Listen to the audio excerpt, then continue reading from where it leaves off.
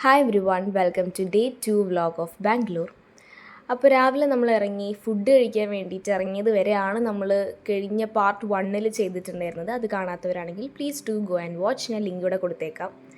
അപ്പം ഇഡലിയാണ് നമ്മൾ കഴിച്ചത്. കുറച്ച് വലിയൊരു ഇഡലിയായിരുന്നു.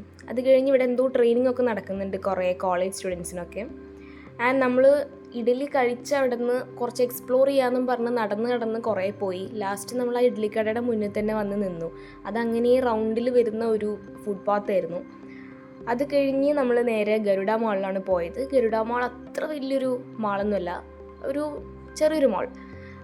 അപ്പോൾ നവരാത്രി ദസറയുടെയൊക്കെ ഒരു ഫെസ്റ്റിവൽ നടക്കുന്നൊരു സീസൺ, ഒരു ടൈം ആയതുകൊണ്ട് തന്നെ ഇവിടെ കുറേ ടൈപ്പ് ഓഫ് കുഞ്ഞു മിനിയേച്ചർ, നല്ല ഭംഗിയുള്ള ക്യൂട്ട് ഷോ പീസസ് എന്നൊക്കെ പറയാം. അങ്ങനെയൊക്കെ കുറേ സാധനങ്ങൾ വെച്ചിട്ടുണ്ടായിരുന്നു.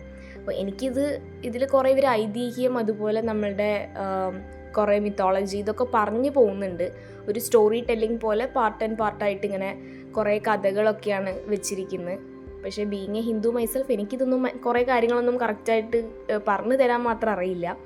ഞാൻ നോക്കിയപ്പോൾ കുറേ കാര്യങ്ങൾ എനിക്കൊന്നും മനസ്സിലായില്ല. ഇതൊക്കെ എവിടെയുള്ളത്? പിന്നെ പണ്ട് മഹാഭാരതവും കൈലാസനാഥനൊക്കെ കണ്ടതിൻ്റെ എവിടേക്കൊക്കെയോ കുറച്ച് ഫ്ലാഷസ് ഓഫ് ഇതുണ്ടെന്ന് മാത്രം. പിന്നെ എനിക്ക് ആകെക്കൂടെ ഈ ഒരു സീനാണ് മനസ്സിലായത്. ഇത് പാഞ്ചാലി വസ്ത്രാക്ഷേപമാണ്. ഇത് ഞാൻ മഹാഭാരതത്തിൽ നന്നായി കണ്ടിട്ടുണ്ട്. അത് കഴിഞ്ഞ് രാത്രി നമ്മൾ ബാംഗ്ലൂർ പാലക്കാട് ഇൻ്റർസിറ്റി ബസ്സിലാണ് പോയിരുന്നത്. ഇതിലാണെങ്കിൽ മലയാളീസ് വളരെ കുറച്ച് പേരുണ്ടായിരുന്നുള്ളൂ. ഇവരാണെങ്കിൽ തോന്നിയ പോലെ ഓരോ സീറ്റിലാണ് ഓരോരുത്തരും പോയിരുന്നിരുന്നത്. നമ്മുടെ സീറ്റിലൊക്കെ കയ്യേറി വെച്ചിരിക്കുന്നു വേറെ ആരൊക്കെയോ. അവർക്കാണെങ്കിൽ ഇംഗ്ലീഷ് അറിഞ്ഞൂടാ, എനിക്കാണെങ്കിൽ ഹിന്ദി അറിഞ്ഞൂടാ.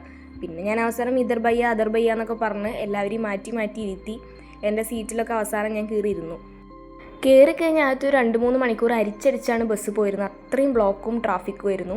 പക്ഷെ അത് കഴിഞ്ഞ് കുറച്ചൊന്ന് രാത്രി 1 മണി 2 മണിയൊക്കെ ആയപ്പോൾ തൊട്ട് പിന്നെ ഭയങ്കര സ്പീഡിൽ നമുക്ക് പെട്ടെന്ന് സ്ഥലം എത്തിക്കിട്ടി. അപ്പോൾ അത്രയൊക്കെ ഉള്ളൂ. ബൈ.